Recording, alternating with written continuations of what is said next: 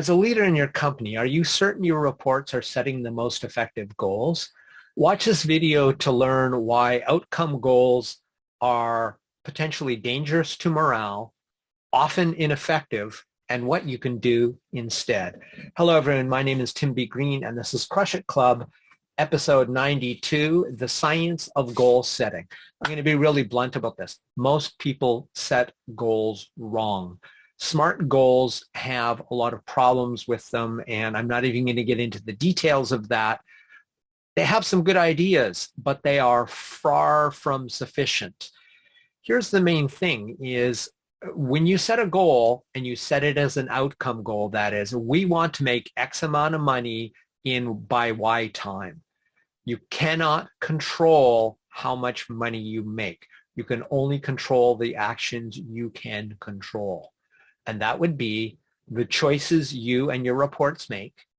That is the selection of the stuff you do, the choices you make, the action you take based on those choices, and the time you take those actions for. CAT. Choice, action, and time. Pretty simple. But here's the thing, right? So for example, I want to use my videos as an example because I could say, well, because I'm making a video every day for a year, unless I have some medical reason I cannot do it, I could say, well, a video a day, I should be able to make $1,000 per video. So I'm going to make $365,000 because I made a video every day. I can't control directly how much income these videos do or do not bring to me and my neurocognitive leadership consultancy. What I can control is whether I do a video every day, how much time I spend doing that video, and the choice. Let's go back and do that again because I want to do it in the CAT order. The choice I can control, or I have the choice. I choose to do a video every day. I take action on and produce a video every day, and I commit the appropriate amount of time to the video every day. I can do that. I cannot control directly how much money, how much attention on social media or whatever it is that produces income for me. I can't say that. That's beyond my control. But I can effectively promote my videos, that is, spend so much time creating the right videos, doing keyword work, making sure I understand my customer avatar and the hours I put into doing those activities with the goal of ultimately making a certain amount of money, but I can't control the outcome. Process goals, the steps, the choices, actions, and time you spend doing those actions is all you can control, and it's all your reports can control. They can't control if I'm listening to a book right now by Peter Drucker, the one on innovation. I can't remember the title because I just started it.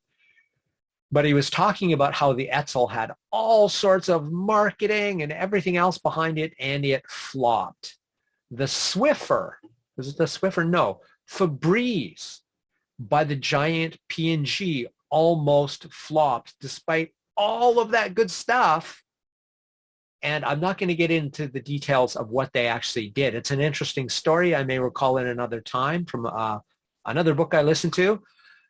But the bottom line is, if even organizations like P&G can't necessarily control the outcome, what they do instead, and what you need to do instead, is you need to say, okay, what actions can we actually take? What choices can we make? What actions can we create? What actionable concrete steps can we take? And for how long per period of time, days, weeks, or months, can we do that? That is the only thing you can control. If you don't believe me, COVID-19. Did that influence your outcome goals? Did you have any control over COVID-19? And the definitive answer is absolutely not. So when you set goals, when your reports set goals, you might have a specific number you want to achieve in terms of income or reduction or anything that's great, that's measurable. But if they're outcomes, you know how you have no control over them. So reverse engineer those into choices you make, actions you take, and for how long each day you take them. Now, there's an underlying assumption here, or it's not an assumption, it's an expectation. There's an underlying expectation that the people working on this, your reports, yourself, are working at the best capacity they can, doing the best work they're capable of. And if they aren't, and they're not inclined to, you have deeper cultural and systemic problems we're not going to cover in this video. A wonderful book you might want to look into if that is the case is Scaling Up Excellence by Robert I. Sutton and 𝗤𝗏 Rao. I love it.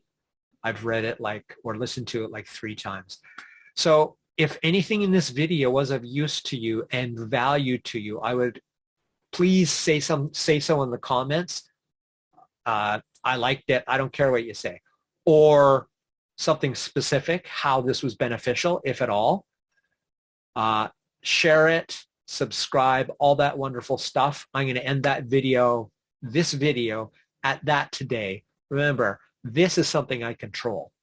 I chose to make the video. I took the action for a specified amount of time, completely in my control. Can this video make me $1 million? That's pretty ridiculous.